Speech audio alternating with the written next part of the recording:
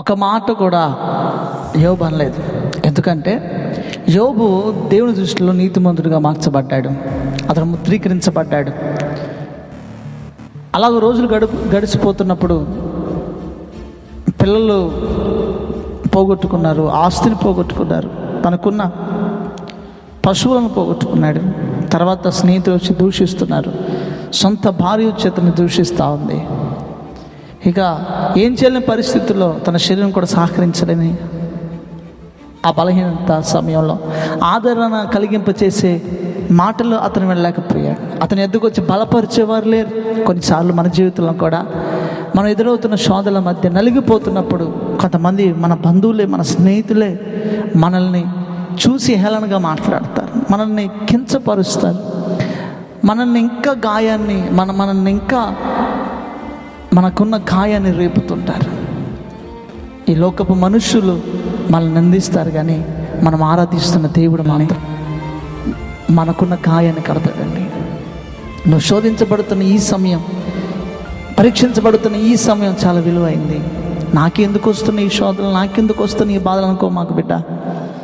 ఈ పరిశోధనలోనే నీ విశ్వాసం పరీక్షించబడుతుంది. నేను గనుడుగా నా ప్రభు ఎంచబోతున్నాడు. పరిశుద్ధుల మధ్య దేవుని నిలబెట్టబోతున్నాడు. Praise the lord. అలాంటి పరిస్థితిలో యోబు అంటున్న మాట 1వ అధ్యాయము 21వ వచనం, తల్లి గర్భం నుండి దిగంబరినై వచ్చి తిని దిగంబరినై అక్కడికి తిరిగి వెళుతును. యెహోవా ఇచ్చెను, యెహోవా తీసుకొని పోయాను, యెహోవా నామమునకు స్తుతి కలుగును గాక. Praise the Lord. హల్లెలూయా. యెహోవా నామం బట్టి స్తుతి కలుగును గాక. ఏ విషయమందును యోబు ఏ పాపము చేయలేదు, దేవుడు అన్యాయము చేసేనని చెప్పలేదు.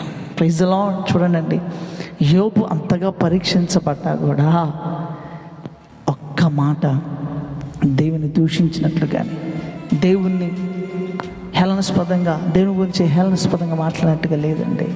అదే మనకు వచ్చి చిన్న శోధన, మనం అనుకుంది జరగకపోతే దేవుని మీద ఎన్ని నిందలేస్తామండి, ఎన్ని మాటలు అంటామండి. దేవుడు అనేవాడు ఉన్నాడా? ప్రభా నువ్వు ఉన్నావా? అసలు నువ్వు ఉంటే జరుగుతుందా? ఎన్ని ప్రశ్నలు వస్తాయండి. దేవుని దూషించేవారు, దేవుణ్ణి హేళనాస్పదంగా మాట్లాడేవారు హృదయాల్లో, వారి జీవితాల్లో విశ్వాసం లేనట్లే. ఇప్పుడు దేవుని బిడ్డలారా, ఈరోజు నీ విశ్వాసం పరీక్షించబడుతుంది. నువ్వు శ్రమలలో ఉన్న నీకు విశాలతను కలగచేయగలిగిన దేవుడు మనం ఆరాధిస్తున్న నజరేయుడైన యేసు. ఈ మాటతో ధైర్యం తెచ్చుకున్నా, శ్రమలలో నేను అతనికి తోడై ఉంటానని దేవుడు చెప్పాడు. నేను అతన్ని మొర వింటానని ప్రభు చెప్పాడు. ఈరోజు నీ శ్రమల్లో, నీ నిందలను శోధించబడుతున్నప్పుడు, నువ్వు శ్రమల పాలవుతున్నప్పుడు ఒంటరిగా ఏడుస్తున్న ఏడుపు ఆయన విన్నాడు. నువ్వు యేసయ్యా అని పిలిస్తే నీ వద్దకొచ్చి నిన్ను బాగు చేయడానికి సిద్ధంగా ఉన్నాడు. కానీ ఈ శోధన, ఈ శ్రమ ఒక దినమున నిన్ను గనురాలుగా ఎంచడం కోసమని గుర్తించుకో.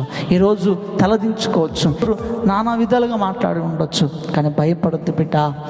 నీకు తోడై ఉన్నవాడు సర్వేశ్వరుడు.